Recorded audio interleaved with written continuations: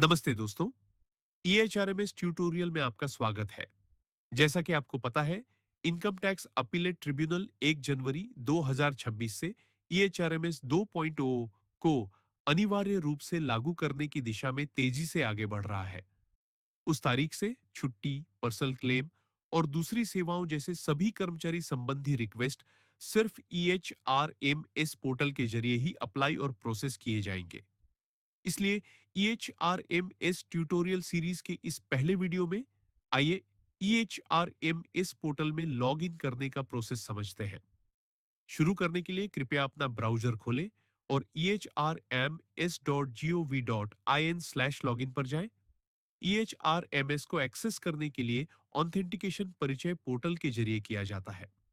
परिचय login page पर आपको itat.nic.in डोमेन के तहत बनाई गई अपनी ऑफिशियल ईमेल आईडी का इस्तेमाल करके साइन इन करना होगा। हालांकि मोबाइल नंबर से लॉगिन का ऑप्शन भी उपलब्ध है, लेकिन EHRMS के इस्तेमाल के लिए ऑफिशियल ईमेल आईडी से लॉगिन करने की सलाह दी जाती है। अब अपना ऑफिशियल ईमेल एड्रेस और पासवर्ड डालें। अगर आपको अपना पासवर्ड तुरंत याद नहीं है, तो आप पासवर्डलेस ऑथेंटिकेशन ऑप्शन चुन सकते हैं। उसके बाद उस बॉक्स पर टिक करें जिसमें लिखा है कि आप परिचय के इस्तेमाल की शर्तों से सहमत हैं और फिर नेक्स्ट पर क्लिक करें। आपके रजिस्टर्ड मोबाइल नंबर पर एक ओटीपी भेजा जाएगा। अगली स्क्रीन पर ओटीपी डालें और नेक्स्ट पर क्लिक करें। अगर ऑथेंटिकेशन सफल होता है, तो आपको EHRMS डैशबोर्ड पेज पर रीडायरेक्ट कर दिया जाएगा। हम EHRMS पोर्टल के बाकी फीचर्स के बारे में अगले वीडियो में जानेंगे। हालांकि कुछ यूजर्स को EHRMS पोर्टल में लॉगिन करते समय दिक्कतें आ रही हैं। आइए अब एक आम समस्या और उसके समाधान को देखते हैं। एक बार फिर EHRMS लॉगिन पेज पर जाएं और लॉगिन विद परिचय पर क्लिक करें।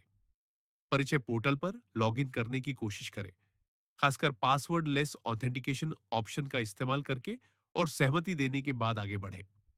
कुछ मामलों में एक एरर मैसेज आता है जिसमें यूजर से प्राइमरी ईमेल एड्रेस से लॉगिन करने की कोशिश करने और अगर समस्या बनी रहती है तो परिचय सपोर्ट से संपर्क करने के लिए कहा जाता है। यह समस्या आमतौर पर उन यूजर्स को होती है जिनके ऑफिशियल ईमेल अकाउंट लंबे समय से इनएक्टिव रहे हैं। इस समस्या को ठीक करने के लिए लॉगिन फॉर्म के नीचे दिए गए फॉरगॉट पासवर्ड लिंक पर क्लिक करें। अगली स्क्रीन पर अपना ऑफिशियल ईमेल एड्रेस डालें और नेक्स्ट पर क्लिक करें। आपके रजिस्टर्ड मोबाइल नंबर पर एक ओटीपी भेजा जाएगा। वेरिफिकेशन के लिए ओटीपी डालें। ओटीपी वेरीफाई होने के बाद सिस्टम आपको नया पासवर्ड बनाने देगा।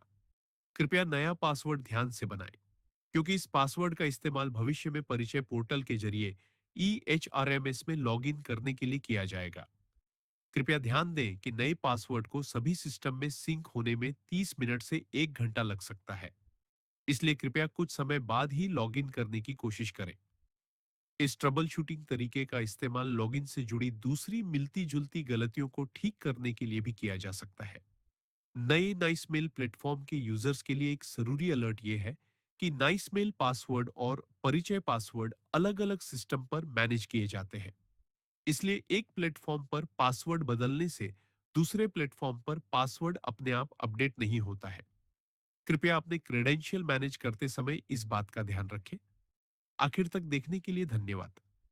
कृपया इस वीडियो को अपने साथियों के साथ शेयर करें, यह उनके लिए उपयोगी हो सकता है। इस वीडियो में बस इतना ही। आइए एक और उपयोगी EHRMS ट्यूटोरियल में फिर मिलते हैं। तब तक के लिए नमस्कार।